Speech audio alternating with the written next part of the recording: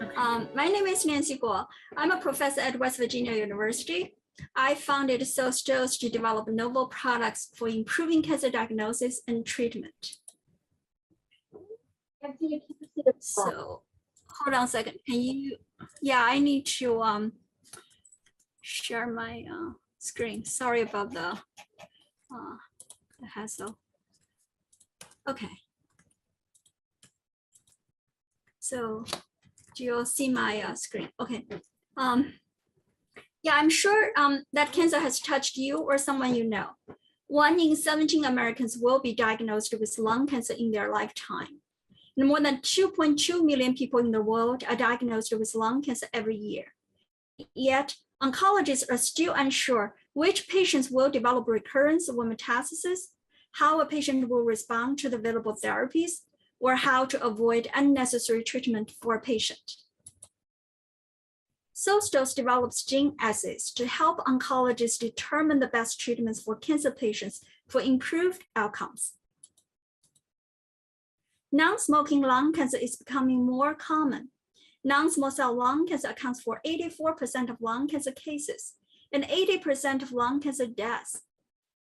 We have focused on non-small cell lung cancer because it has the second highest cancer incidence and top cancer mortality rate for both men and women. Most stage 1 non-small cell lung cancer patients receive surgery only, but more than 40% of stage 1 non-small cell lung cancer patients will die within 5 years because of tumor recurrence. Some of these patients need chemotherapy to prevent tumor recurrence, but oncologists do not know which stage 1 non-small cell lung cancer patients need earlier implementation of chemotherapy. All products can predict the risk of tumor recurrence. Our gene test can inform oncologists to recommend earlier implementation of chemotherapy in high-risk patients and avoid unnecessary treatment in low-risk patients. Our gene test can predict drug sensitivity, allowing oncologists to select drugs that will benefit the patients. Our lead product is a 7-gene assay that predicts recurrence in early-stage non-small cell lung cancer patients. With our 7-gene assay, we can differentiate patients into high risk and low risk of recurrence in a retrospective analysis of 1,600 patients. As you can see from our analysis of 1,600 early stage non-small cell lung cancer patients, all 7-gene assays stratify patients into high risk and low risk groups, with high risk patients having a reduced survival rate. This is important because the high risk patients survived much better when they were given chemotherapy. On the other hand, low-risk patients survived worse when they were given chemotherapy because of the side effects. So our 7-gene assay also predicts which non-small cell lung cancer patient has a survival benefit from chemotherapy. Oncologists need our 7-gene assay to determine which patients should receive an earlier implementation of chemotherapy and which patients should avoid unnecessary chemotherapy. Once it's determined these patients should receive chemotherapy, our gene assays can predict which drug their tumors will be sensitive to, so they do not waste time and suffer from the side effects of the drugs they will not respond to. Our gene assays can predict sensitivity to 10 drugs used for treating non-small cell lung cancer. These results were tested in non-small cell lung cancer of all cancer stages. This actionable data can help oncologists select the drugs that will benefit the patient. Compared to other competitive products, our gene assay is the only one that can fit with various available clinical testing platforms used in hospitals. It can predict the risk of tumor recurrence. It works across non-small cell lung cancer subtypes and stages. The global cancer biomarkers market is growing at a compound annual growth rate of 14.3%. We estimate our market based on $4,000 per test times the total new patients per year. $4,000 per test is a conservative estimate compared with other similar products. We think it's reasonable to start with a small part of the non-small cell lung cancer market initially, The annual revenue is $77.6 million in the first 3 years, which is about the revenue of testing 10% of the US non-small cell lung cancer new cases per year. When we expand that market segment globally, the annual revenue will increase by 10 times, and the trajectory will keep rising depending on market penetration. Overall, there was a much larger market of global breast, lung, and ovarian cancer cases, which we hope to capture, and our patented products should be a good fit for. Evaluation of sales dose will be assessed based on the patents and weekly sales orders once the non-small cell lung cancer 7-gene assay is on the market. Our next step in the commercialization plan is to develop these assays for breast and ovarian cancer. The commercialization paths depend on the assay platforms. We'll clear certify and obtain FDA approval for qRT-PCR-based assays for sales, and license NGS-based assays to companies with manufacturing capabilities. We also develop an AI pipeline for discovering targeted therapies. We can license the drugs of which we discover the efficacy for treating non-small cell lung cancer. We can also receive contracts from biotechnology companies to support their product development. The revenue will be used for advancing pipeline products. We have filed 8 patents and developed prototype assays. We have entered the discussion with corporate partners about licensing. The 7-gene assay is currently under FDA review. We're optimizing the 7-gene assay in multiple sample types and clinical testing platforms. Clear certification, reimbursement, and sales are expected in 2023. By 2024, we will have data generated from prospective clinical trials and obtain FDA approval. We're seeking $3.5 million from both dilutive and non-dilutive sources to complete these milestones. Formalin-fixed paraffin-embedded FFPE samples are the standard preservation method for oncology, which are widely available in all hospitals, including community hospitals. The 7-gene assay has been tested in frozen samples using qRT-PCR and FFPE samples using NGS. To maximize market penetration, we propose to optimize the 7-gene assays in FFPE samples in phase 1. With $500,000, we can pursue clear certification of the 7-gene assays to start sales. We're currently exploring reimbursement strategy and are informed by specialists that prospective validation of patient survival benefits is important for reimbursement. In phase 2, we'll continue to grow the sales and launch a prospective multi-center clinical trial to evaluate the 7-gene assays with $3 million. If we prescribe chemotherapy to high-risk stage 1 non-small cell lung cancer patients predicted using the 7-gene assays, will there be long-term survival benefits in these patients?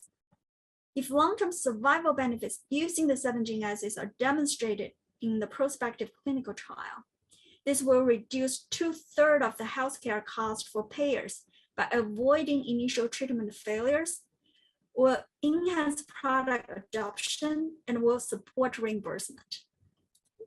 I founded Sostos and formed an advisory board for connections and business strategy, and a clinical board for assay development, clear certification, and future clinical trials. Sostos enables optimal treatment selection for better breast, lung, and ovarian cancer outcomes. Please help us make it happen. With that, I'd be happy to take questions. Thank you, Dr. Guo. Judges, would anyone like to take the first? Go ahead, Jeff. I'll never leave you hanging. So this is awesome. There's a philosophical question and a legal question, and I didn't see somebody on your board for it, but I'm sure you're aware that the issue of whether or not you can patent, and I'm going to read from the Supreme Court's ruling, discoveries of basic correlations in nature, such as those relating biomarkers to particular clinical outcomes. So although patents have been given for this, some of those have been overturned. Is your patent the approach to find these things, which by the way is genius, or the actual genes that you find? what is it you're going after? I think that's a great question. Initially, when we filed patents, our earlier patents were all proved quickly because at that time there was no this debate whether we can patent DNA related product like this. BRCA 1, BRCA 2 was overturned, but that's based on natural product, right? The DNA structure, whether there's mutation. But our product is different. We're based on cDNA quantification level. cDNA is not a natural product. It's converted from RNA. So that's first argument. Second one is that we have 25,000 genes in the genome. And it's a lot of intellectual effort to analyze the whole genome data at expression level, cDNA expression level, to find the combination to define the cutoff to algorithms. So personally, I'm biased. I think this there's a lot of intellectual effort, but I'm still waiting. We have pending patents on this particular 7 gene assay. So we're also waiting for the decisions from Supreme Court, from the USPTO. Yeah, just to be clear, the science behind this is absolutely genius. I just don't know enough of the legal part behind it for the patent aspect. And just a completely unrelated concept, I would love to have seen error bars in your survival graphs. It would have been more impactful just for me to have seen the error bars in your survival graphs. So maybe Sure. this next time, just put those on. This is our Okay. original publication with the survival bars. So for the sake of the pitch, we only picked the 6-year survival for the overall population. 3-year survival, you can see why we picked 3-year survival for the high risk, because they did not even make it, patients did not make it to a 3-year survival if they did not receive chemotherapy. For low risk, we also picked 6-year survival. So the graph I presented here is just one snapshot from this survival curves we originally published. And this is published on PCR data, and this is TCGA. The NCI supported, this is public data consortium. So this is FFPE samples on NGS. And this part of the data is not published yet, it's on proteomic. And by the way, we have diverse patient population. For the PCR data, we collected samples from our hospital, from University of Michigan, Case Western Reserve University, North Shore in Chicago, and CHDN, Cooperative Human Tissue Network run by the NCI. It's very diverse. And TCGA majority is they come from the United States, and this particular proteomic data is from China. So it's a Chinese population. So I do think we have a diverse population covered in the retrospective analysis. Great. And just my own personal bias as a pediatrician, ALL has like a 90% 5-year survival rate. And the actual reason I became a doctor is because my dad, when he was older, developed ALL. And as you know, it's a death sentence for somebody who's older. So I would love it if you guys would just put that on your cancers we're going to look at, because this is a brilliant approach and it would be great for you to make headway in that. Yeah, I think it's becoming faster, the whole process, because now a lot of hospitals are using this kind of NGS platform to generate whole sequencing data. Is actually covered by health insurance right now. But the data is not used in clinical decision making just because we don't really know part of the genes can be used for what disease, for what purpose.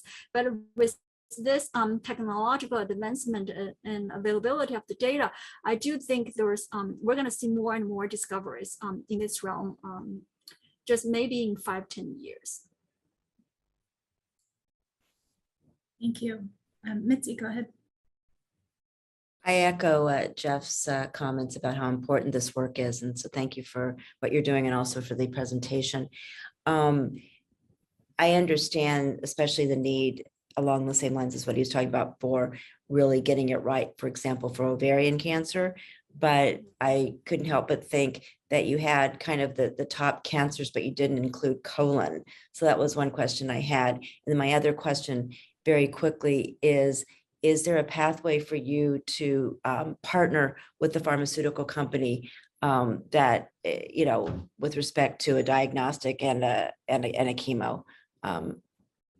Yeah, I think that's a great question. First of all, First question on the colon cancer, we published it we collaborated with NCI internal investigator. We published on that, and we just didn't patent it. Actually, the signatures were online; everybody could use it. We didn't continue that just because we received funding on non-small cell lung cancer along the way from the NIH. So that's why we've been focusing on this particular disease. Another question, how we partner. We almost entered a license with one company, a leader in precision medicine.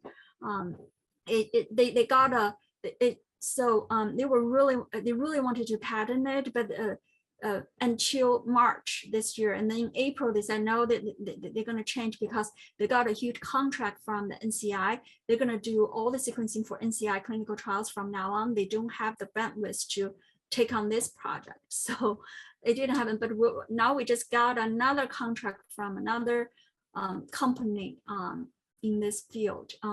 They want us to analyze their proprietary database just to see how to proceed. But personally, I'm not sure how far we can go with that because of the licensing patent terms currently in the contract. So we'll see how it goes. But yeah, that certainly is a path we're looking forward to undertaking. And I don't know. It's just there are options, but there are also many factors whether we can sign or not sign agreements. But Sure. I'm still discussing with my board how to move forward. And if I can just make a suggestion, that Mhm. that piece of information that you talked about with respect to the fact that you published your findings with the colon cancer, even though you didn't patent it, I think should be part of your presentation, because that, shows that you've been in this and you have, you have a lot of credit. I mean, not that obviously you have credibility, but that just is another, another star for you. So I would definitely include that.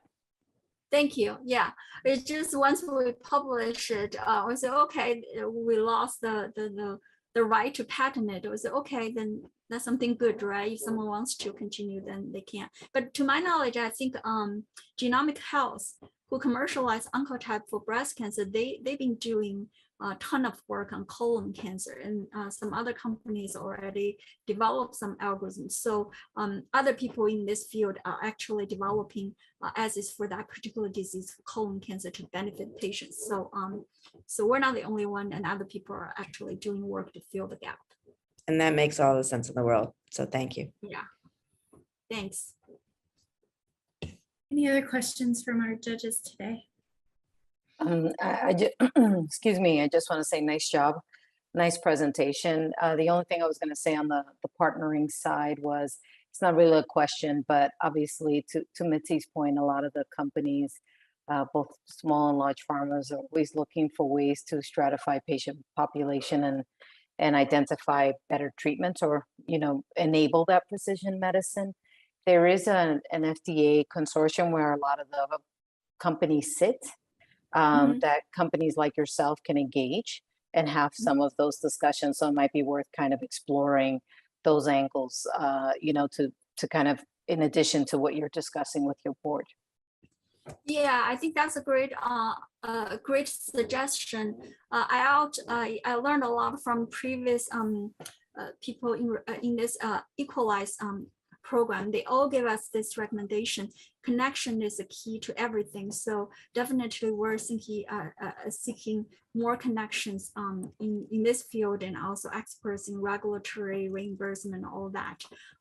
Yeah, so I'm currently in NSFI Corp. We just finished the course yesterday, the day before yesterday. So learned a lot from that. And one thing is that we really need to get out there to interview people, to know what's really needed, what's important, and get connection partners to form new partnerships. So Exactly. Exactly. Yeah, I think everybody's exactly. It's not always about signing the agreement. It's about having those conversations. So good point. Congratulations. Thank you.